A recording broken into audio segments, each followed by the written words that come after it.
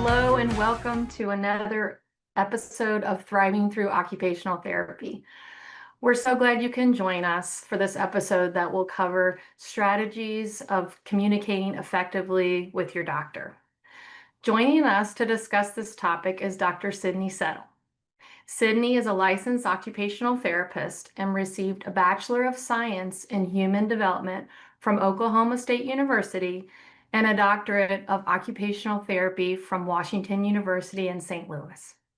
She has experience working with people who have neurological conditions in both the clinic and community settings. She is currently the program coordinator for the APDA Missouri chapter and also provides occupational therapy services at a rehabilitation facility. She is passionate about the Parkinson's disease community, specifically increasing access to education and support for those living in underserved and rural areas. Welcome, Sydney. Thank you, Amanda, and thanks everybody for having me today. It's such an honor to be with you all today, and I'm thrilled to discuss strategies for communicating effectively with your doctor. And if you were unable to join us for any of our previous episodes in this series, you can watch them on the APDA YouTube channel. You don't want to miss any of the information that's been shared. Okay, let's go ahead and get started.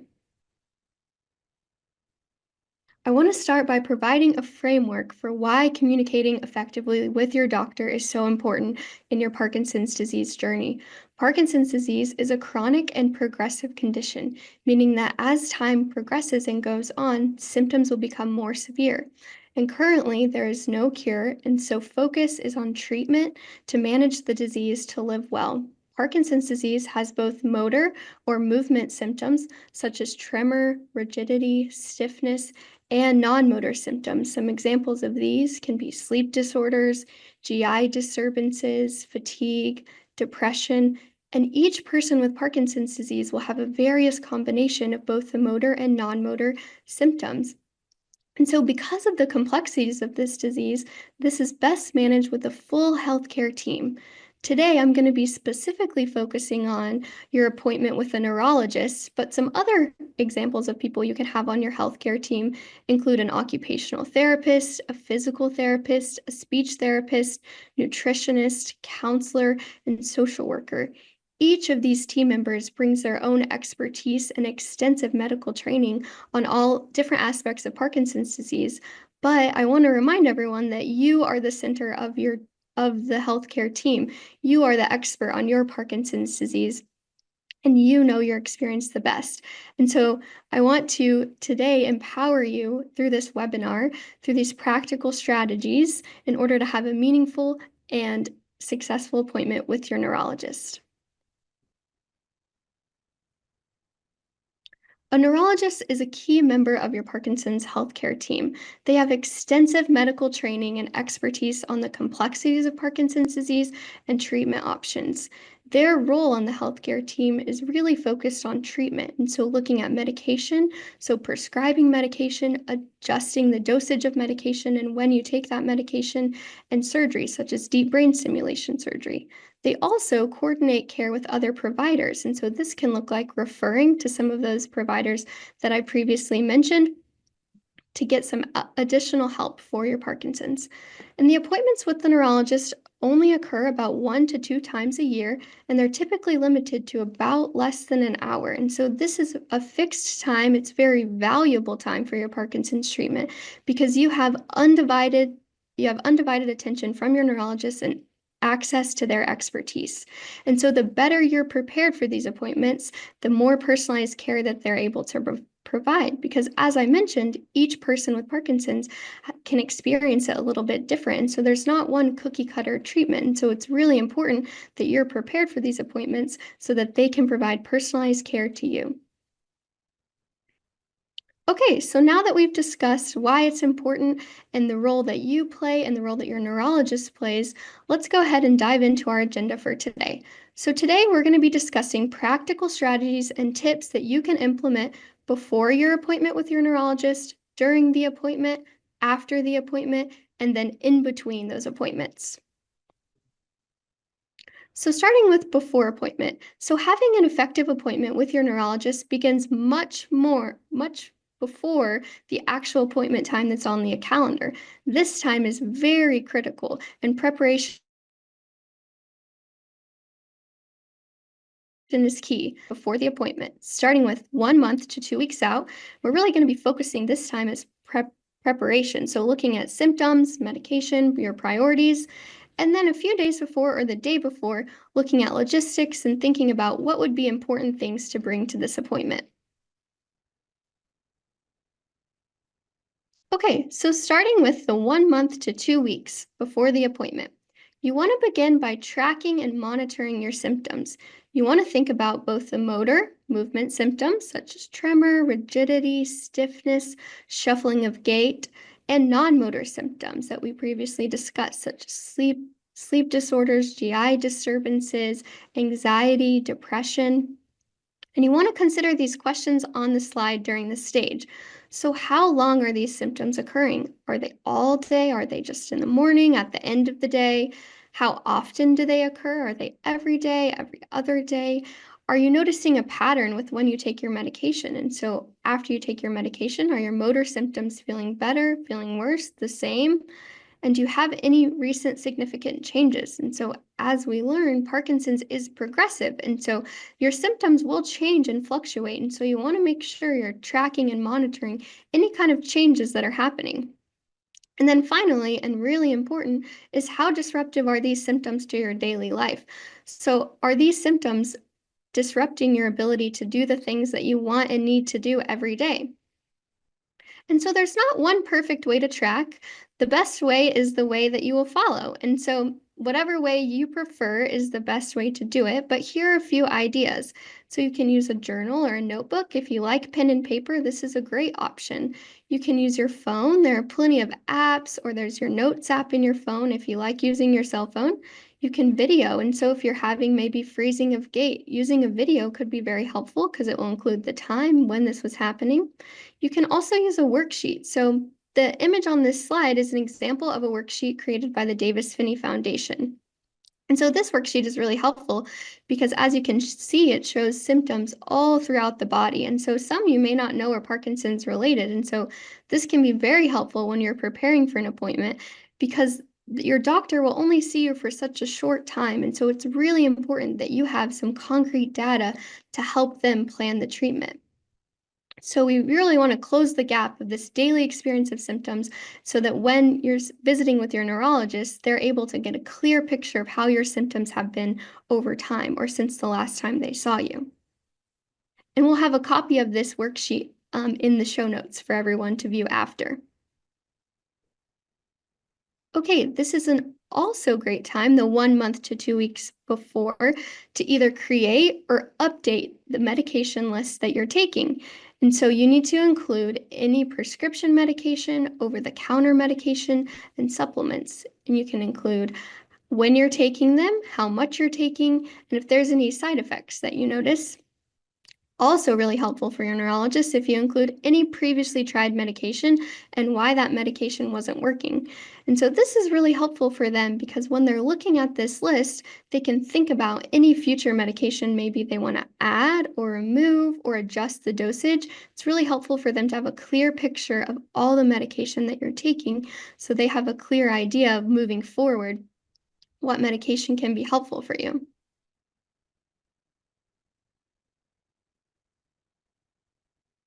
This is also a great time to determine what priorities you want to talk about during this appointment. So, as I've mentioned, this appointment is very valuable. It's very valuable for your future treatment, and you must be prepared. So, coming in with some priorities is very helpful. So, you want to think about things that we have previously talked about, such as your symptoms and medication. And if there's some that are really disruptive, if there are some really big issues happening, you want to think about those. So before you just go ahead and list everything to your neurologist, you can start with doing some personal research. And so use your resources. The APDA national website has a great resource library with seemingly endless options to look at symptoms, videos, webinars such as this, just on some more information. So if you have a specific question, maybe about a symptom, start doing some personal research first to see if you can find the answer. So then when you're with your neurologist, you can really use their valuable expertise and that time to hear what they have to say. And I want to remind you, the neurologist's role here is treatment. So they're really looking at your symptoms and medication and how they can adjust that. And so keeping that in mind can really help frame your priorities for what you want to talk about during this appointment. Again, you want to save time just for their expertise. And so once you've compiled all these priorities and you feel like those three are really good ones and you've done your personal research, write those down so that you can take that with you to the appointment so you can stay focused during the time. Okay, this is also a good time to be prepared to answer general questions from your neurologist. They're probably going to ask everything that we've previously been talking about. So, your symptoms again, motor symptoms, non motor symptoms. So, be prepared and have a clear idea of how those symptoms have been. And your medication, are you having on and off time? So, are you taking your medication?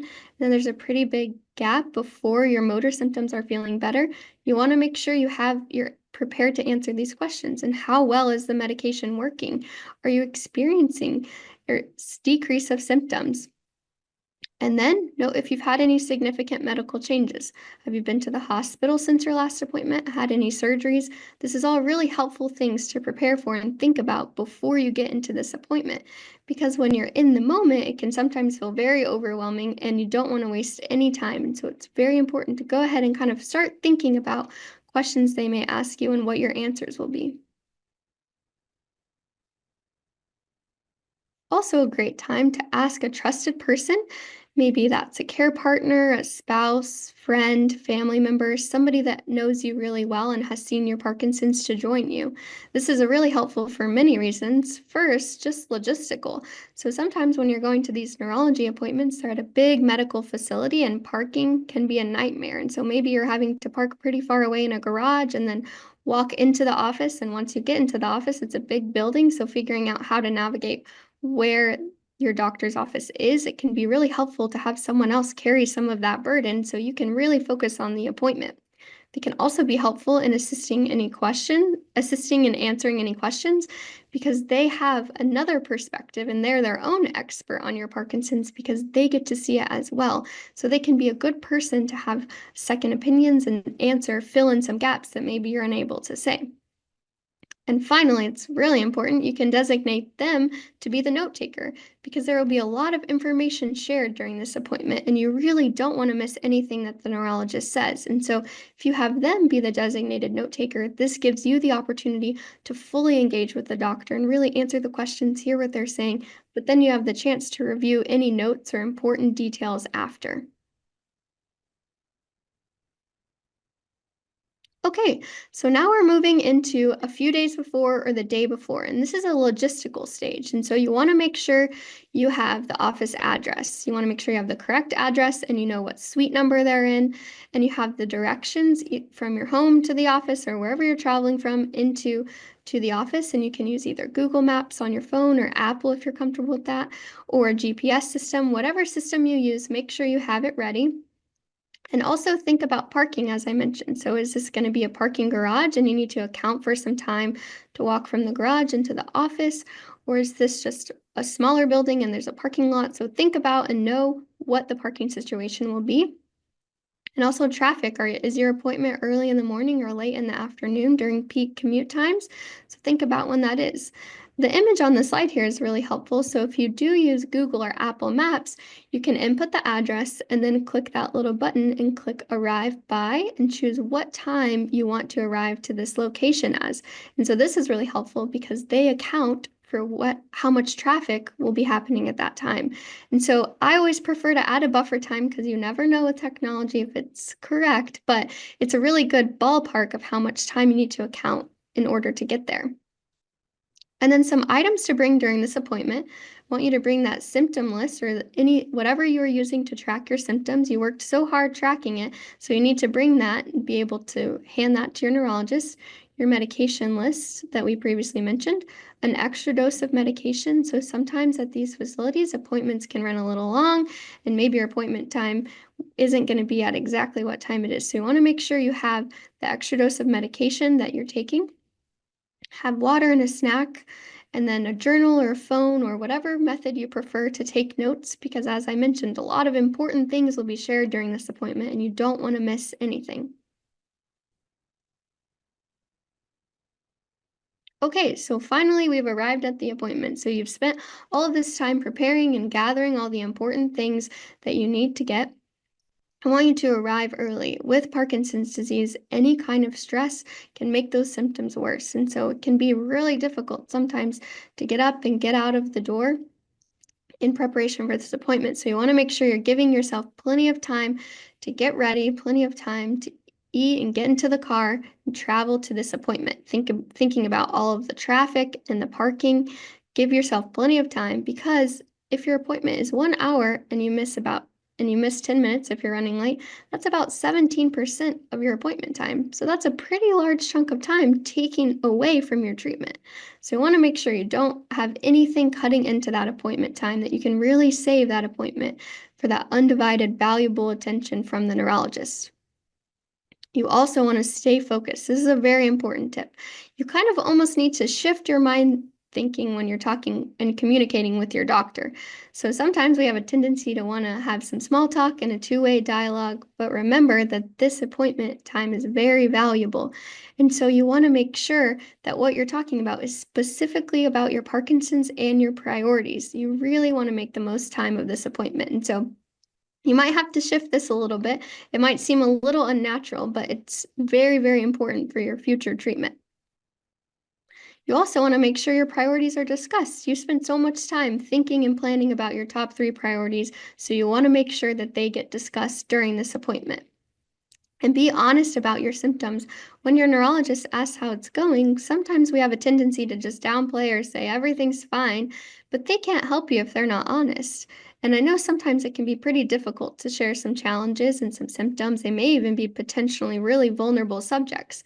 But the more honest that you are about your symptoms and your experience, the better that they're able to use their training and expertise to help you. They can't help you if they don't know what's going on. And then finally, I want to encourage you to ask for some clarification.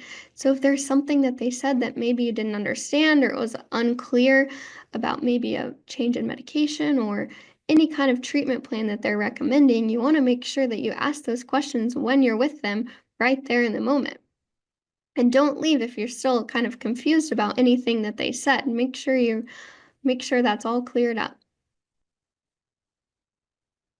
Okay, and then as the appointment is kind of wrapping up and towards the end of it, you want to make sure that you know what the best way is to follow up if you have any questions in between appointments. So each provider kind of does this a little differently. So maybe they use an online portal such as MyChart that you can access on your phone or a computer, or maybe they just prefer that you call their nurse practitioner.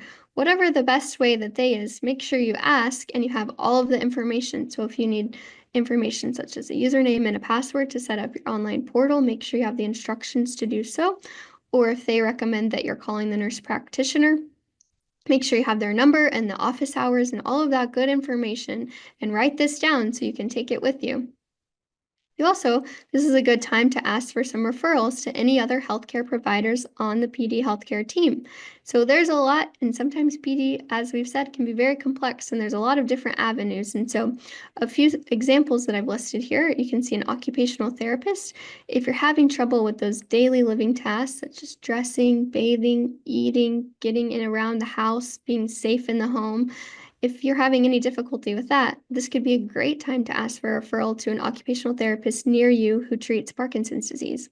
Or physical therapists, if you're having some difficulty with balance, mobility, shuffling of gait, any of those things. A speech therapist, voice production. So if you're kind of talking more mumbled and you want to be able to speak louder, or swallowing concerns. A counselor, if you're having some emotional or mental health concerns, if you're experiencing the symptom of depression, apathy, anxiety, a counselor, this could be a great time to ask for a referral to a counselor. Or diet, if you just have questions about diet, maybe seeing a nutritionist and asking for a referral to that could be great.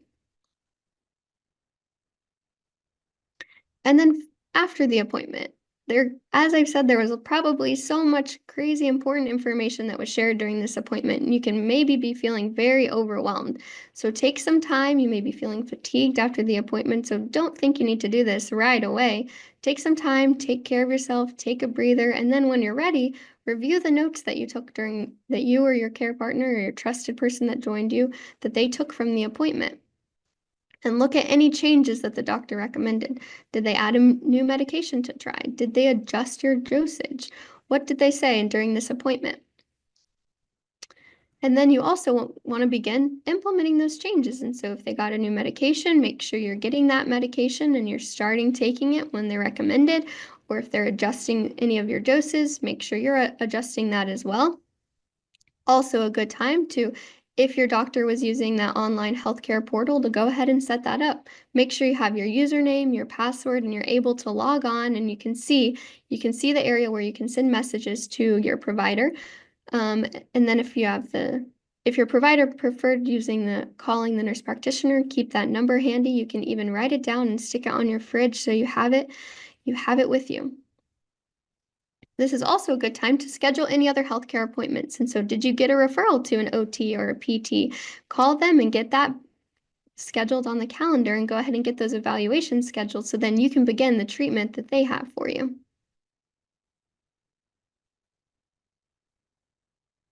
Okay, so now we're moving into our final stage, which is between appointments. And this is a very, very important time because, as I've mentioned, your appointment with the neurologist is only about 1 to 2 times a year. And we know a lot of life happens between those appointments, and your Parkinson's can progress and change, your symptoms can fluctuate. So this is a very, very important time. I want to start by encouraging you to resist the temptation to adjust your treatment or change any of your medication without notifying your doctor. You may want to stop taking some of your medication or take it at a different time, but if you don't have this discussion with your doctor, it really limits their understanding of how your Parkinson's disease is being treated. And then, with that being said, it limits their ability to make decisions regarding your treatment moving forward. So then at your next appointment, you're wasting some time trying to catch up on how it's going, and they have a misunderstanding of how much medication you're taking. And so you really want to make sure that if something isn't working, you're either calling or using that online healthcare portal, but you're resisting the temptation to change it yourself and not let them know. You also want to track your symptoms and monitor any significant changes that are happening. So you really want to think about those significant and disruptive changes. So the ones that are really affecting your daily life. And so if you're unable to do the things that you need to do, enjoy doing, this is a good thing to track and monitor when it's happening, why it's happening, and refer back to those notes that you were originally doing preparing for your appointment. So how often is this occurring? When is this occurring? So your symptoms with Parkinson's can fluctuate and they may change, and so it's good to keep a good idea on tracking it and monitoring it as time goes on. Well, you also want to engage in exercise. So research has shown that exercise is the best way to alleviate both those motor movement symptoms and non-motor symptoms. So engaging in exercise is a great way to do in between these appointments. Also staying physically active. And so while you're moving around the house, you want to engage in chores, cooking, your hobbies, keep moving and stay active. And also connect with others. You want to continue to engage with family members and friends and any kind of social experiences. So you're not in this Parkinson's journey alone. You have these people to lean on, so continue to lean on them and connect with them. It's also, I really want to encourage you to use your nurse practitioner, utilize them. So do not hesitate to call if something new comes up. If maybe your medication isn't working as you're hoping it would, or if a new symptom comes up that's really disrupting your daily life, please make sure and call them or use the online portal to engage with them, because similar to the neurologist, they can't help you if they don't know what's going on. And so it's also really helpful for your next appointment where they can review and look at, okay, maybe this person called and their medication wasn't working a while ago. Let's check back in and see how that's going. So it's really important to utilize your nurse practitioner and to keep them engaged in the loop in between these appointments. And then finally, get connected to some resources that are available to you. So you can connect with the local APDA chapter or national APDA chapter for resources both in person and virtually. At the local level, you could join a support group and chat with other people who have Parkinson's, hear about their experience, share yours. This can be a great time to really connect in a meaningful way with people who have very similar experiences to you. Also engage in exercise classes from the APDA. They have trained exercise leaders that know exercises that are specific for Parkinson's disease. So this is very helpful to engage in that way. You can attend educational events and learn more about symptoms or maybe other healthcare providers. And also get information or referrals, so information about symptoms, information about treatments, or referrals to other healthcare providers. This is all stuff you can do at the local level, and then at the national level, continue to join webinars such as this and receive information about Parkinson's disease. There's virtual support groups, virtual exercise. I want to remind you that you're not alone on your Parkinson's disease journey, and the APDA exists to support you, and so make sure that you're getting connected to those resources in between these appointments. And then finally, I want to wrap up and leave you with some key takeaways from today's presentation. I want to remind you that you are the center of your Parkinson's healthcare team.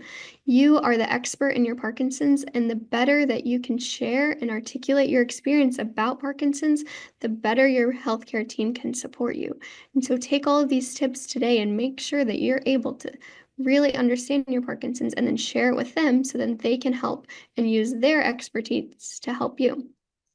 The neurologist, key player on your healthcare team, and their role is really focused on treatment. And so they're looking at your medications, surgeries, and other ways that they can help support you. And preparation is key. We spent a lot of time today during that preparation stage, really thinking about your Parkinson's, preparing for questions that they may ask you, and then having all of that information gathered so that when you're at your appointment, you're able to use that hour appointment really well because you were prepared and you're able to clearly articulate how it's been in between your appointments. You want to stay focused during this appointment. As I mentioned, sometimes it can be a little difficult. You may want to chat with your neurologist and get a little bit off track, but you want to try to stay focused and look at those priorities that you came up with because this time is so valuable. You want to make sure that you're using that undivided time of their expertise so that they can help you receive the treatment that you need. And then finally, that after and in between, continue monitoring your symptoms. So thinking about, is there anything new that's come up that I really need to share or discuss with them? And continue to stay active, both exercise and staying physically active and active socially, engaging with the people around you. And then I'm excited to share we have some highlights from today's webinar in notes form. So you can download the PDF and have a digital printable copy of all of the information that we shared today. And so if you don't want to watch this video again, you'll now have it printed out with all of the tips and tricks we shared. And then you can have a copy of the symptom worksheet that we shared a few slides ago with the image of the full body, and you can rank the severity of these symptoms, and then the medication list. And so a list where you can list all of your medication, the dosage, time it's taking, any side effects that you've had, and then a box at the bottom for some previously tried medication and why you stopped taking it. Okay, thank you all for your thoughtful attention and having me join today. Now I think we're going to open it up for any questions or discussions that you may have. Great. Thank you, Sydney, for sharing your expertise. That was really full of lots of practical strategies that people can use. So really appreciate that. We've had a number of questions come through with the live chat here, and some of them are kind of have some similar themes to it. So there's definitely a lot of things on people's minds. The first one I'll start with is someone asked, how do I find a specialist who is knowledgeable about Parkinson's disease? This is a good thing. So you can if you have a local APDA chapter, you can call your local APDA chapter as they'll have a referral network. So they will know who in your area is treating Parkinson's. So you can call them and see if they have any recommendations and they can submit that referral out. That's great. Yes, absolutely. The other, if I could add to that too, I think you mentioned it in your presentation, getting to know people living with Parkinson's is a great source actually to find doctors that are knowledgeable about Parkinson's because someone might have experienced, their experience, they might have a great experience with someone and they can share. So getting connected with people who are living with PD and the care partners is a great thing. Mhm. Another question that came up is who should they ask for referrals? Their primary care physician or their neurologist? I think you can use either. So they both it would be helpful for both. They may kind of have know a different areas, different people, but your neurologist will probably have a better idea of who treats specifically Parkinson's disease. And so they'll probably have a better connection with who in your community or local area, maybe that's a physical therapist, is trained specifically in treating people with neurological conditions. And so probably your neurologist will have the better, more tailored referral, but it's okay to ask your primary as well because they may know someone who treats Parkinson's disease too. Okay. I have this next question. There was actually a number of questions similar. So they're asking, what should they do if they feel rushed and don't get all their questions answered? Or there's also some questions along what if they feel like maybe they're being dismissed when they're talking about things. What would you say for that? Yeah, yeah, that can be a very, very frustrating time, especially if you're feeling like you're not being heard or if you're feeling dismissed by any of those things. But you want to start thinking about those priorities. So really number and think beforehand, what do I want to get discussed in this appointment? And you may have to cut them down. And so do them in order, rank them from 1 to 3 or a little bit less than 3 so that you know during that time you're really getting the most important things answered. Um, it's also a good time to do your own research. So think about before, be your own self advocate during this time. Um, think about your symptoms and think about what you want to be prioritized during this time. Great. Anything you'd like to add, Amanda? Any other? No, I think that's great. And honestly, if after you've done all those things that Sydney has mentioned, it's also you could look for a second opinion. If you really have tried to advocate for yourself and get those priorities answered, and if you really still aren't getting the care that you want, it might be time to look for a second opinion too.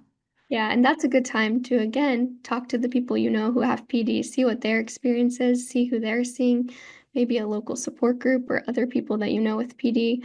Then you can hear about maybe other providers, maybe they have a good experience with somebody and you can get a second opinion with them. Yeah, absolutely.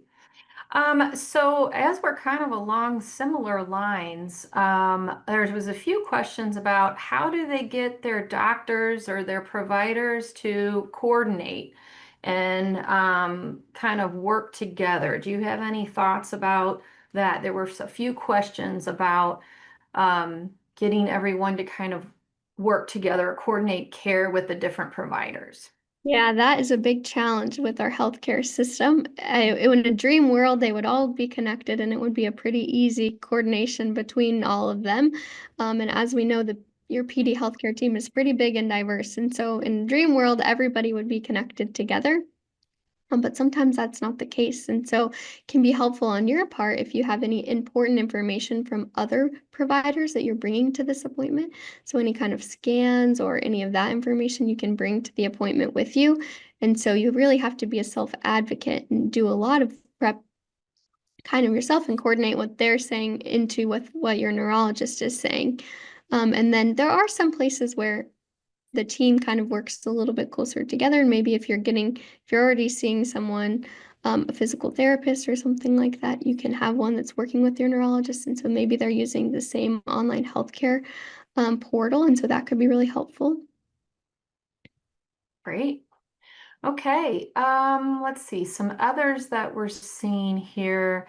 Um, there's actually been a few about a question is this Parkinson's related symptom or is it something else? And so they're saying it's hard to articulate what they're feeling since their last appointment and not sure if it's Parkinson's related or a different symptom. So what should they do in that case? Any suggestions? Yeah, continue to monitor and track that. And so it can be really helpful to track it. And then your doctor and neurologist can see if there's kind of any trends.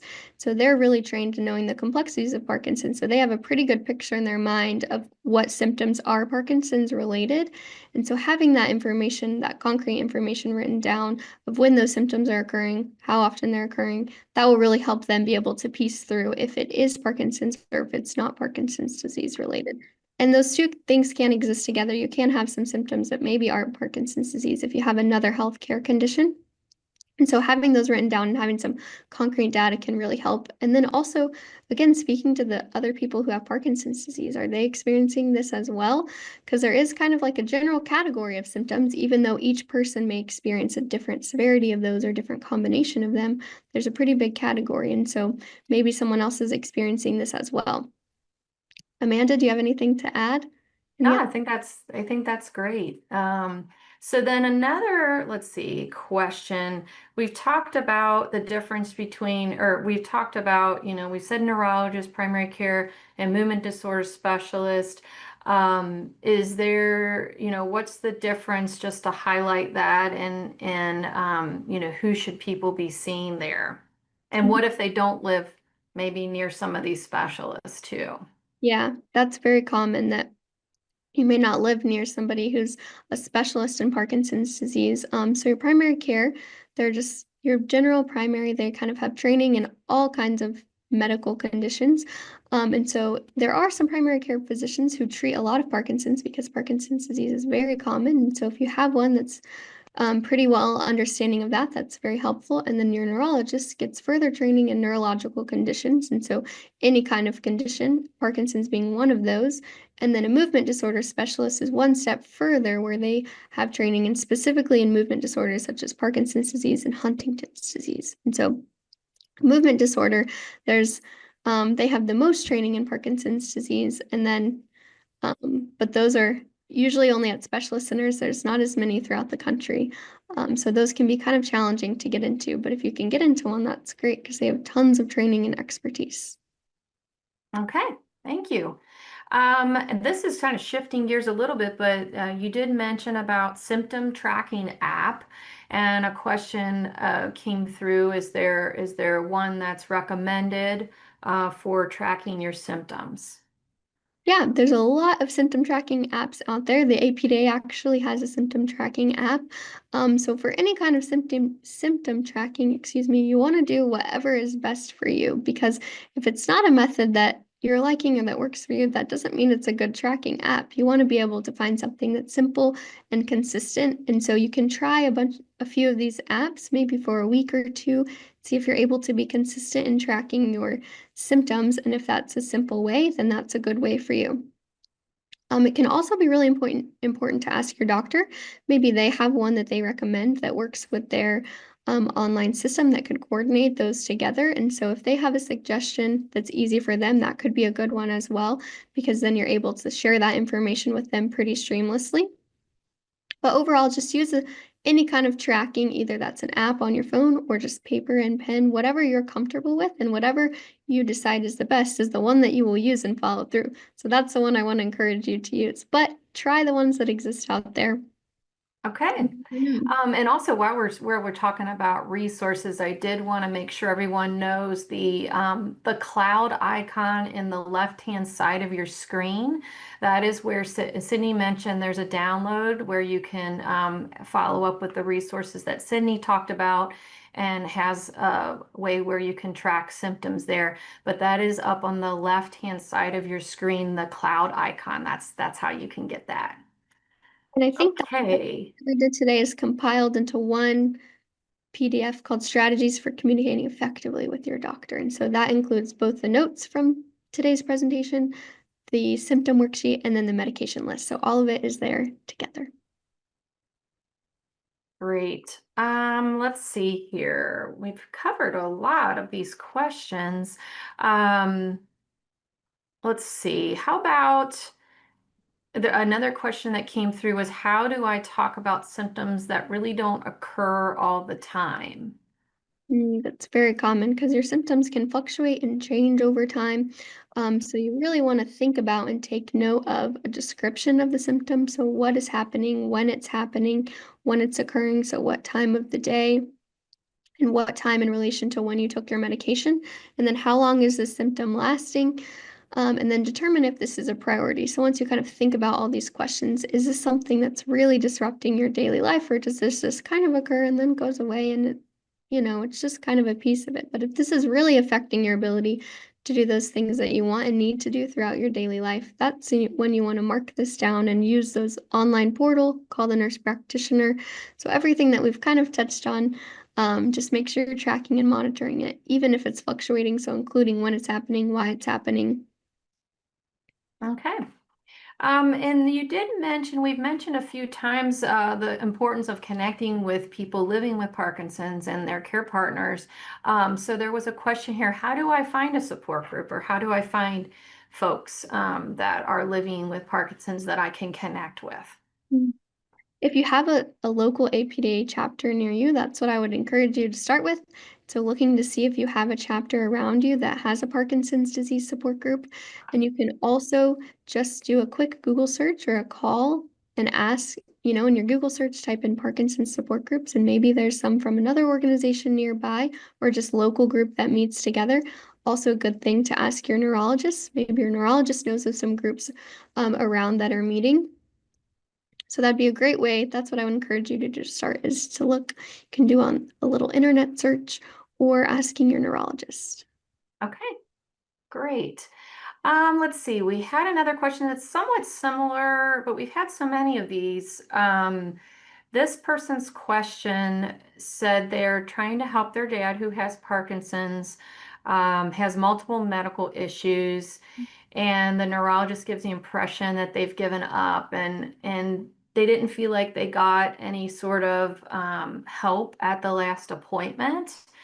And it was scheduled for 15 minutes. So they're asking, what can I say to help him, or what can I do or say to help? So, difficult situation, but what are maybe some things to think about there? Yeah, that is pretty difficult. It's very complex when you're not only dealing with Parkinson's, but other medical concerns. And then you add in maybe some provider, a 15-minute appointment is very short. That's not limited things can be happen in 15 minutes, especially if it just occurs, one or two times a year. And so very frustrating. But again, thinking about those priorities. And so maybe you're just going in with one important thing. What's the biggest thing you want to happen during this time? And then also, again, seeking out maybe a second opinion. Is there another neurologist around that you can get an appointment in? Maybe this one will be a little bit more beneficial. And so asking your PD, anybody in the community that has PD or a local chapter for another referral to a different provider. Amanda, any other tips there? Yeah, I think that plus, or if there's a referral to another, maybe a therapist. So I don't know this person's specific situation, but maybe there's a therapist that could help provide some more, ongoing care there that you're going to get a little more time just because that's the way that, you have more therapy visits typically.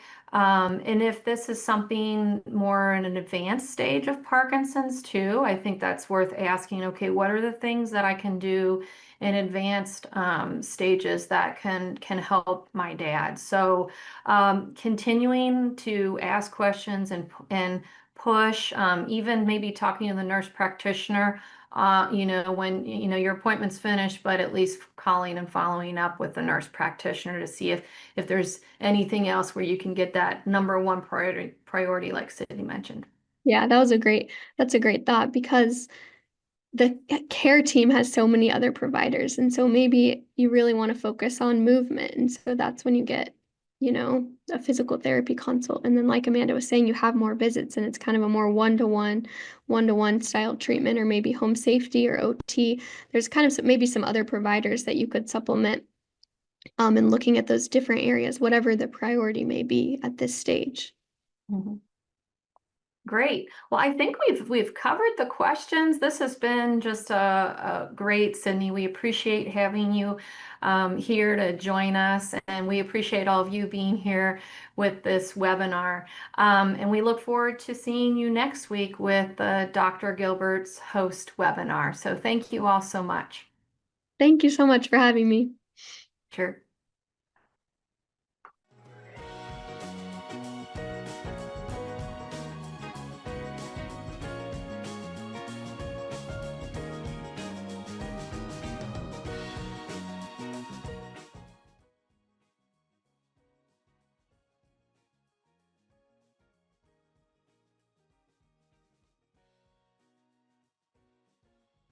Hi, I'm Leslie Chambers, the President and CEO of the American Parkinson Disease Association. Each month across the country, APDA is providing support groups, exercise classes, and educational programs like this one to support the Parkinson's disease community. You can find all of our upcoming virtual events on our website at apdaparkinson.org/events. If you enjoyed today's broadcast, I hope you will consider making a donation to help keep programs like this possible. Your gift can help APDA support people living with PD through local programs, reliable resources, and groundbreaking research designed to find treatments and ultimately the cure for Parkinson's disease.